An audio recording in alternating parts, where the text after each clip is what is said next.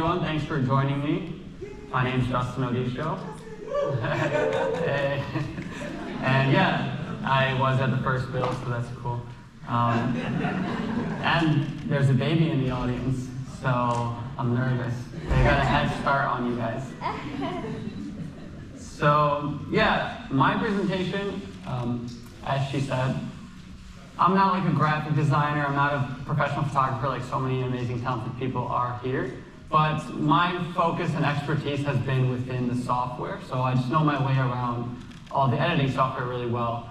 And so my slides might not be the most beautiful and everything, but what I do have to present is more than 10 years. I started my YouTube channel in 2011, so I've really seen everything develop and change. And really, I've been editing and posting videos online since like 2007, something like that, since I was a teenager. So I did 10 lessons from 10 years because it sounds catchy, but it's really more like 14 or something. So that's the first tip, always do like sets of 10. Yeah, so as I just said, my name is Justin. Been editing since 2006. So just a little bit of things about me. My focus on my channel, I like to think of it in 3 ways, like creativity, education, and inspiration. So, that's another thing I wanted to mention. Yeah, although I have grown my channel to over 1 million subscribers and all of these cool accolades, I do like to think of myself as, basically just a regular hardworking person, My mom thinks I'm handsome, but I don't think like 1 million people are following me because I'm so funny or so pretty, anything like that. So this is just like 10 plus years of making over 1,000 videos and a little bit of luck and timing. And so I really wanted to stress that part of what I really want you guys to take away from this is not so much like here's how to get 1 million subscribers or here's how to become like content, whatever. But these are 10 lessons that I've learned on my journey that whatever your goal is, whether that's how to become a better photographer or start your own business or I don't know, whatever your goal is, it doesn't have to be based on numbers. I do think that at least some of these lessons should be practical and usable for making progress towards what you consider your goals. So yeah, I really wanted to stress that. It's not about how to get followers or something like that. So, but I do have those cool shiny plaques that sit on the floor too much. So these are just some pictures I included too, so it's a little embarrassing, but this first one, I used to even record videos in my car. That little microphone there is I think it was a Samsung Go mic. I don't even know if they make those anymore. And a really cheap $5 pop filter. I took that picture because I knew it would come in handy one day. And then the second one, at one point I thought the way I'll blow up if I get on camera. So I went and rented this. This is actually in a basement of a photo studio. I'm from Michigan, so this is in Roseville, Michigan. And it was like a basement. It looks bigger than it is in the picture, but it was it was 80 square feet and full of spiders and things. And I cleaned it all up. The guy basically didn't know what to do with it, and he's like, fine, you can have it for some cheap amount for a month. And I painted it, I put a little IKEA desk in there, and I thought if I get on camera that will blow my channel up, but these are just some context. It did not blow my channel up getting on camera, but anyway, so let's get into the first lesson. So the first one, I figured since it's first, we can talk about getting started. And one of the biggest problems or roadblocks is, I'll call it fear of ghosts.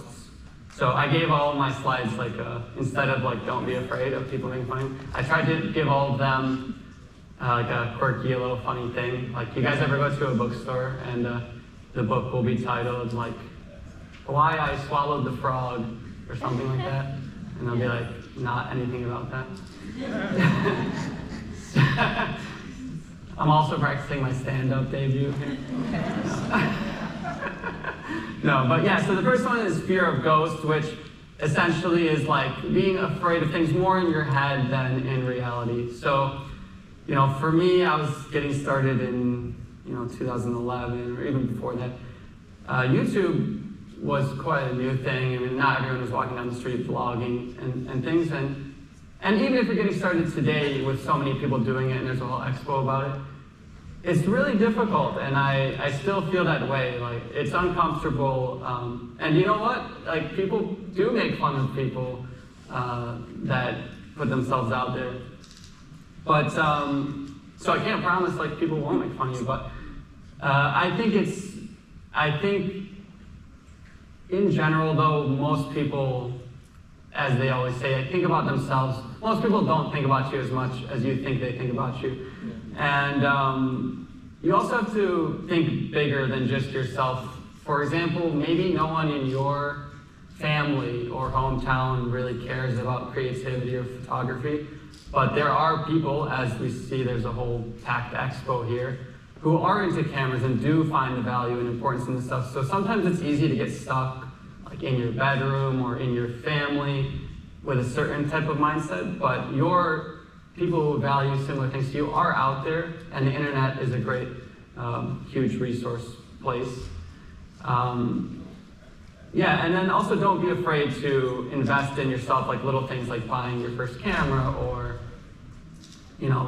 like I rented that little studio space just to try to get on camera, just little things, Some of those investments might end up being the best investments that you'll ever make. And also, with this, you don't want to end up regretting. For example, imagine I never started, or I'm sure actually all of us have this, where you didn't do something because you're afraid that that one person was going to make fun of you. And then like 5 years later, that one person's doing the same thing, whether it's like, oh, now they're trying to be a vlogger or YouTuber. And you really would kick yourself because you were worried that they were going to make fun of you, and then they ended up doing the same thing. So try to keep those things in mind. It's usually more, and that's at one point I started a podcast. That's what that picture is. That's a cool creator. His name is Schmood with an X. You guys should check him out. He does cool like DIY stuff. But we recorded a podcast on the beach. It was fun, and yeah, no one was really paying attention to us anyway. This is a screenshot of like old YouTube. So this is my channel when I had 270 subscribers. You could like put a custom background up. I made that in Photoshop. My channel wasn't even called my name. There was some random song lyrics in my head. So my channel was just called Just This Good, and I don't know what that means. But that's just to point out, like, that's another thing. People have fear of people make fun of them, but people also make up all these roadblocks in their head. Like, I can't get started until I have the perfect branding, or I need my LLC, or I need whatever. Like, I just threw in some random words that were stuck in my head, and then this video is called like Photoshop red color tutorial, and it has 2 views there. And actually, I wonder how much it has today, but I know it has a decent amount. Which, yeah, all of these points are going to kind of tie together. So if I repeat myself a little bit. But yeah, as you can see, this is just to show you that sometimes you don't know exactly what you start, where it's going to go, and how things are going to look, and that you don't have to have it all perfect to start. You can invent yourself and reinvent yourself as you go. So yeah, that's all. I think I got the dabbling thing from this book. There's this guy, I think his name's George Leonard, and he has this book called, I want to say it's Mastery. It's called the book is called Mastery. But he talks about like what it means to become a master in something, and some of the common things. And he says, like, there's the dabbler. They start things and then they start things and then they stop. So they make a little progress and they stop. And then there's the hacker. They try to hack their way into something really fast, but then when that doesn't work, they stop. And then the best way to do it is consistency, which we'll get to. I just realized I'm hiding behind the podium. I could walk around like Steve Jobs or something. You guys like me over here or over there? So yeah, this one is like, I've seen this so much because over the years I've had tons of people DM me or message me, there's one guy in specific I always remember. He'd always message me on Discord, and he'd say like, "Oh, dude, I got this great idea, and I'm gonna start this thing, but I'm gonna do it next week because like I'm getting this camera in the mail or something." And he just did that for years and years and years, and he always had these decent ideas, but somehow he never actually ended up doing anything. He never started any of the projects for one reason or the other. So yeah, don't let perfectionism be an excuse. Don't be a perpetual dabbler. You know, as there's the saying, like we underestimate what we can do. Sorry, we overestimate what we can do in like a week or a month or a year, but we underestimate what we can do in 5 years or 10 years. And I think that's really true. And then the other thing, the other pitfall is, you know, there's already someone that does that. There's already someone that does this content or that content. You don't always have to reinvent the wheel. There isn't really anything new under the sun, as they say, but it's actually really good to model what works already. So I actually saw back in the day, I wanted to make content, but all my content kept getting copyright strike because I was putting random music and editing random things. And I just liked making videos, so I saw, well, people like learning about Photoshop, and I'm good at Photoshop, so that's what I started doing just so I had an outlet to make videos. So yeah, don't let perfection, or don't let needing to be like brand new or some unique thing stop you from starting either. You know, just being authentic to yourself is unique enough, and we'll get there too. So as I was saying about consistency, so that red chart is actually I think it's like my daily subscriber chart at one point, and you can see like it just somehow slowly ramps up because I was posting every day. So actually, yeah, like 80% of the work is just like showing up every day and doing consistent work. I actually can't stress enough, like no matter what you're doing, whether it's making videos or learning to be a better photographer or learning your gear, whatever you're working on, in my personal experience, for what it's worth, I found that consistency is one of the most important. If I could put only like a few slides, this would be one of them. Consistency is like the magic thing that will get you 80% of the way there if you just consistently do something, and it's the thing that you can control too. So one of the bullet points I have up there is called the hope experiment. So I read this thing, or I saw it on Instagram, I don't know, but apparently there was this experiment. It's a little cruel, but this guy took 2 rats or a mouse or something, 2 lab rats, and he put them in drowning water. I didn't put a picture, but thankfully I didn't put a picture. He put them in drowning water, and then like the rats would give up after a certain amount of time. But then the second time, he would save them right before they stopped swimming, and then he would put them back in. And they found, I mean, I might be misquoting it, but they found that when they knew that they had been saved before, that they would swim for like, I don't know how, like much, much longer, like 5 times longer or something.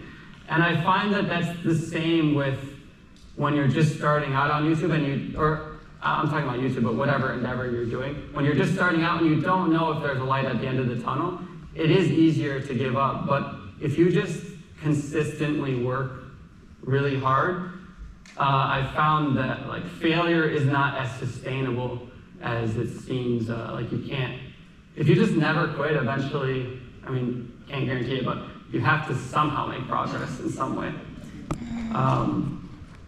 Yeah, and it's more like a marathon, not a sprint. So, and control is the process and not the result. And this is a really important one that goes with consistency.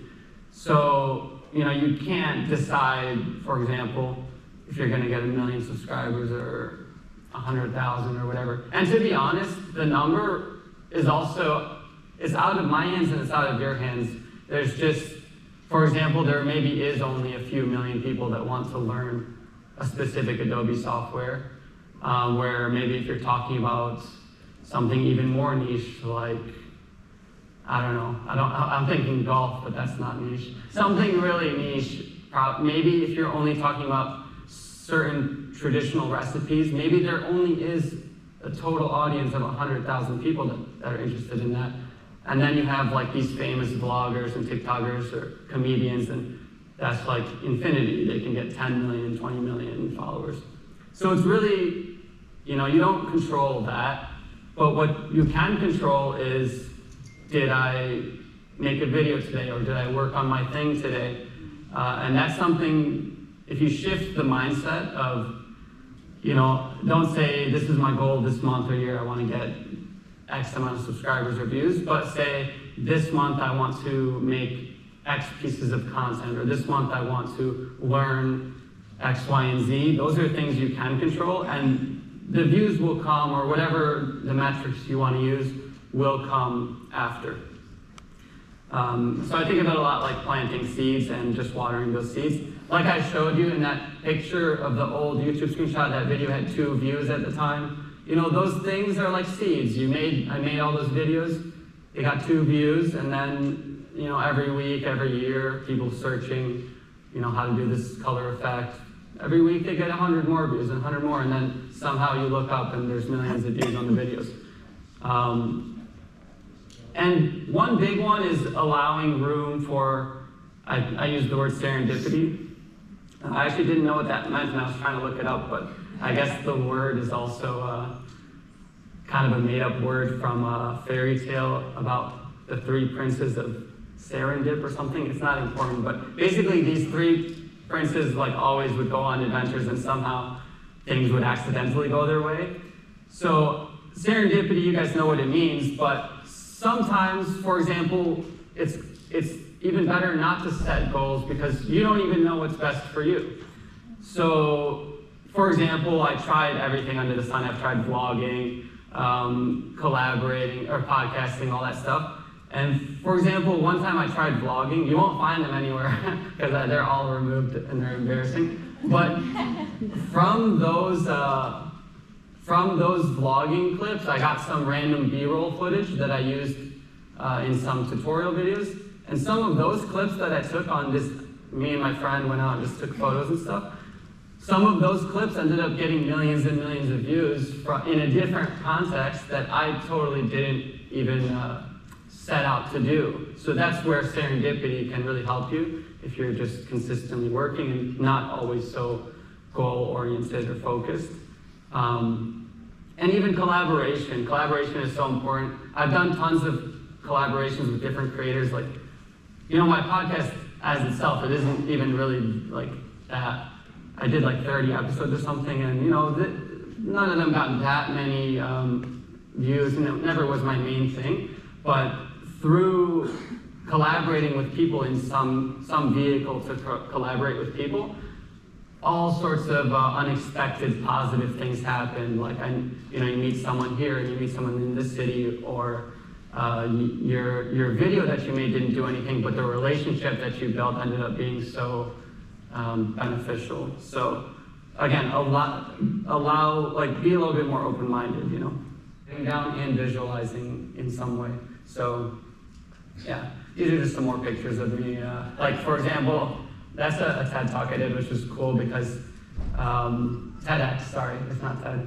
But that was through, I spoke at my old university's student video productions club. And through that small classroom of things, the guy also said, hey, the university is bringing TEDx, do you want to do that? So as I was saying, with unexpected things, I've gotten to work with Adobe and visit their corporate office, which is really cool as someone who was just tinkering with the software as a teenager. And yeah, I wrote down, there's a whole list, graduate college, reach 500,000 subscribers, I wrote it down. And somehow they all happened, which is cool. But kind of contradicts saying about not focusing on goals, but there's a little bit of balance. Only refreshing itself. So I like to say every day is a new opportunity. This is a really good reminder I always like to say in anything. So as they say, the best time to plant a tree was 20 years ago, the second best time is today.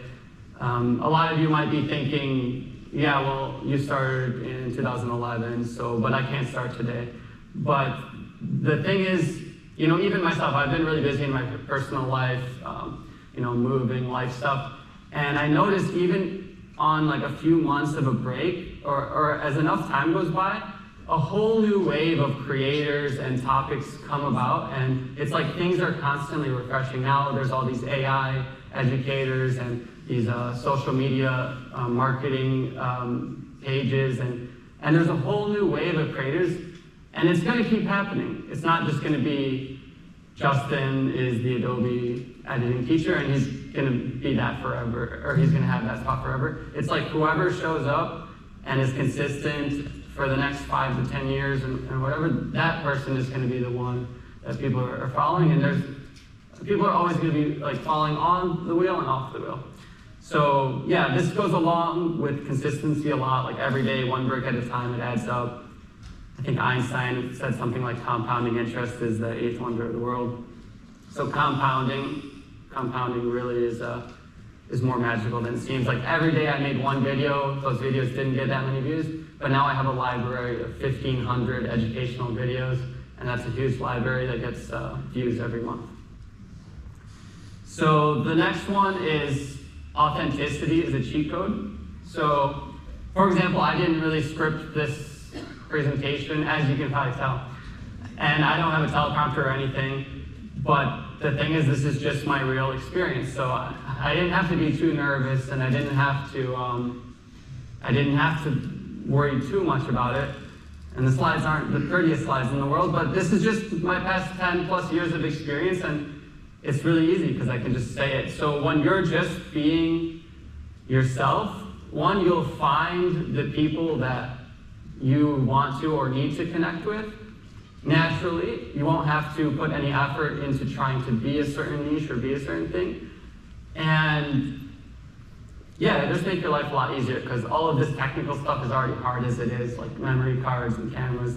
So, and also it's a good thing. Like, let's say you're really into some specific thing like knitting or board games.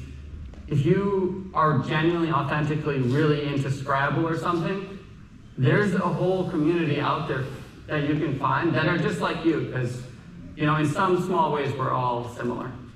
So yeah, authenticity. And this next one I titled, 1 + 1 = 3, basically meaning like the power of two people collaborating is like more than just those two people. So just some small examples. I mean, this one's really easy. Like, all of you in here, meet people, collaborate with people.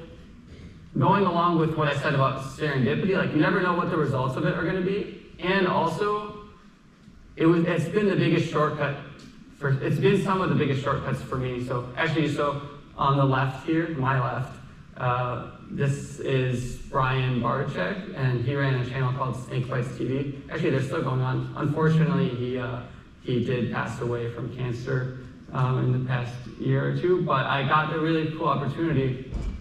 For example, like, he emailed me and said, like, I learned how to edit all my vlogs from your thing, and it turned out that his snake reptile zoo, and those are all snakes in those bins, and that is a real, I think it's an alligator, and I did hold it.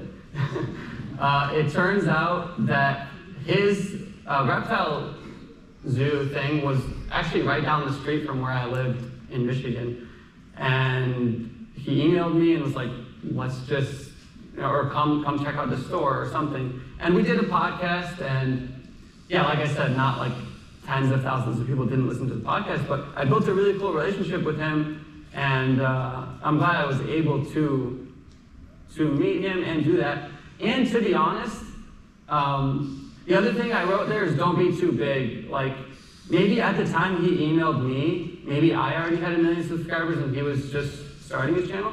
But to be honest, I think he quickly has like millions and millions of followers on TikTok and all that, and shows all these cool snake catching videos and whatnot. And so you never want to be like, you never want to think like, I don't want to collaborate with this person or this person. Also, the other thing I'll say is, like, I wrote grow together.